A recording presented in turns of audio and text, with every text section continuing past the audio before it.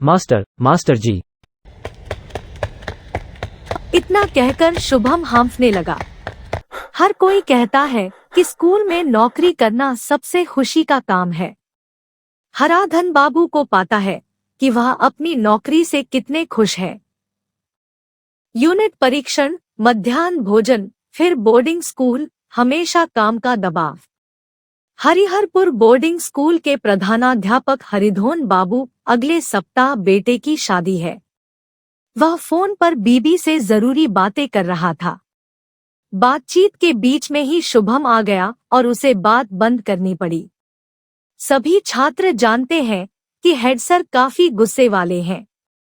Phone छोड़कर हराधन बाबू ने गुस्से भरी आवाज में शुभम से पूछा, क्या हुआ? बाघ निकल आया क्या? क्या हुआ जो इस तरह दौड़कर आ गया? शुभम अभी भी हाँफ रहा है।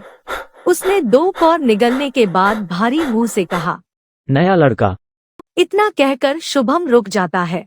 हराधन बाबू ने डांट लगाई, नए लड़के ने क्या किया? अब पुराने हॉस्टल भवन की ओर इशारा करते हुए शुभम ने कहा, पुराना हॉस्टल, लड़का वहाँ दाखिल हुआ। हराधन बाबू पुराने छात्रावास के बारे में सुनकर चौंक गए। तुमने लड़के को नहीं बताया? वहाँ किसी को जाने की इजाजत नहीं है। हमें क्या पता मस्तमशाई कि वो वहाँ घुसेगा। हम सब मैदान में फुटबॉल खेल रहे थे। अचानक दिनेश को ध्यान आया कि वो लड़का दूसरी मंजिल की बालकनी पर खड़ा है। हम सभी ने उसे आने के लिए कहा लेकिन वो अंदर चला गया। अभी तक बाहर नहीं आया। हराधन बाबू लगभग 20 वर्षों से इस विद्यालय में है। वह इमारत तब एक छात्रावास थी। सेवा में एक तूफानी रात के दौरान बिजली गिरने से छात्रावास का एक हिस्सा पूरी तरह नष्ट हो गया। कुछ छात्र गंभीर रूप से घायल हो गए। एक छात्र की मौत हो गई। चेहरे को छोड़कर शरीर का एक हिस्सा बुरी तरह जल गया था। आज 12 वर्ष से अधिक हो गए। हराधन बाबू आज भी उस दिन की घटना से सहमे हुए हैं। फिर कुछ वर्षों तक इमारत उसी हालत में पड़ी रही। हॉस्टल के लड़कों को स्टाफ क्वार्टर में स्थानांतरित कर दिया गया। लेकिन पिछले कुछ समय से जब भी इस इमारत के जीर्णोद्धार का प्रयास किया गया है, कोई न कोई घटना घटी है। दूसरी मंजिल तक कोई नहीं पहुंच सका। यह इमारत जर्जर अवस्था में है और इसे भूतिया इमारत का नाम दिया गया है। उस नए लड़के का अभी कुछ दिन पहले ही कक्षा 6 में दाखिला हुआ है। उसके माता पिता दोनों नहीं हैं। लड़के के चाचा ने आकर उसे भर्ती कराया।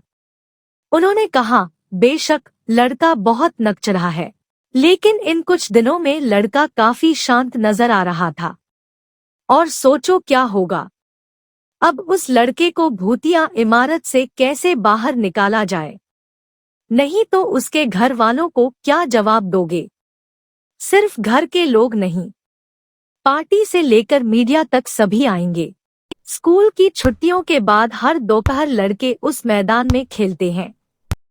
आज शाम होते होते उस लड़के को उस टूटी हुई इमारत में घुसने की क्या जरूरत था? क्या पता आजकल के लड़के। और बिना देर किए हराधन बाबू ने शुभम के साथ उस दिशा में कदम बढ़ा दिए। बाकी लड़के दूर खड़े हैं। हराधन बाबू भवन की ओर बढ़ते हुए भी रुक गए। पिछली बार एक राजमिस्त्री घर का सामान बाहर निकालने के लिए जबरदस्ती इमारत में घुस गया था। लेकिन क्या हुआ? सबकी आंखों के सामने मिस्त्री का मौत हो गई। डॉक्टर को बुलाने का समय नहीं था। हराधन बाबू थोड़ा पीछे आए। स्टाफ क्वार्टर से साहब को बुलाओ। हराधन बाबू के अलावा यहाँ 2 साहब और रहते हैं। निर्णय लेने से बेहतर है मिलकर सोचें। हराधन बाबू के मुंह से यह बात निकलते ही 2 लड़के भागने लगे। हराधन बाबू चिल्लाए, तुम रामदीन को भी बुलाओगे? विद्यालय का चौकीदार है रामदीन। ऐसी समस्याओं में रामदीन जैसे लोगों की जरूरत होती है। कौन जानता है कि लड़का अंदर क्या कर रहा है? कोई प्रतिक्रिया नहीं है। क्या वह मर गया? नहीं सर, मैं मरा नहीं हूँ। हराधन बाबू चौंक गए। अरे भूत जैसा ये लड़का कहाँ से आ गया? अभी सामने कोई नहीं था। किसी तरह उसने खुद को संभाला और डांटते हुए पूछा, तुम इस भवन में क्यों आए? तुम्हें मालूम नहीं यहाँ नो एंट्री है। क्यों सर, इस बिल्डिंग में क्या हुआ? लड़के की बात में न जाने क्या था, हराधन बाबू विरोध न कर सके। उसने उस दिन की भयानक घटनाओं की व्याख्या करना शुरू किया। क्या लड़का पूरी तरह जल गया था सर? हराधन बाबू की आंखों के सामने 12 वर्ष पहले की जली हुई लाश फिर आ गई। इतने सालों बाद भी वह डरा हुआ था। नया लड़का सामने खड़ा मुस्कुराता देख हराधन बाबू का दिमाग चकरा गया। लड़के ने हंसते हुए अपना पुलोवर उतार दिया। देखिए जनाब, इससे ज्यादा जल गया था क्या?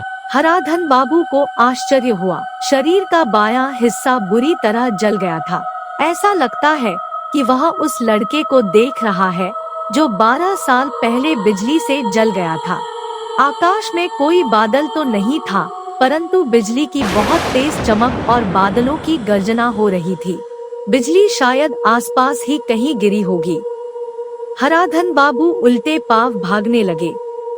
इतने में बंकिमा बाबू और दयाल बाबू आए। दयाल बाबू ने पूछा, लड़कों ने क्या कहा? मुझे कुछ समझ नहीं आया। कौन भूतिया इमारत में घुस गया? वे कहते हैं कि नया लड़का भूतिया इमारत में घुस गया। लेकिन मेरे मोबाइल पर उसके चाचा का फोन आया। उसकी दादी बीमार है, इसलिए वो कल उसे लेने आएंगे। मैंने उस लड़के को अपने घर बुलाया था। यह मेरे घर में था। क्या आपने इसे स्वयं देखा है? क्या इन लड़कों की बातें सही हैं या नहीं? उन्होंने क्या देखा? आसमान में बहुत बादल छाए हुए हैं। अभी भी खेल जारी है। खेलना है, तुम्हें पढ़ना नहीं है। तुरंत सब घर जाओ और अंग्रेजी किताबें पढ़ो। मैं 10 मिनट में आता हूँ। दयाल बाबू के चिल्लाने पर सभी लड़के वापस हॉस्टल जा रहे हैं। लड़कों ने क्या देखा? लेकिन हराधन बाबू थोड़ी देर पहले अपनी आंखों से जो कुछ देखा था उसे भूल नहीं सकते हैं। लेकिन अगर आप ऐसा कहेंगे तो कोई भी आप पर यकीन नहीं करेगा। हराधन बाबू बिना किसी से कुछ कहे धीरे धीरे अपने घर की ओर चल दिए। उसने मन बना लिया कि भले ही उसे छुट्टी न मिले, पर कल सुबह वह मेडिकल छुट्टी लेकर घर चला जाएगा। सिर्फ 3 साल का काम बचा है। जैसा कि बीबी ने कहा, घर के करीब स्थानांतरण पाने का प्रयास करें।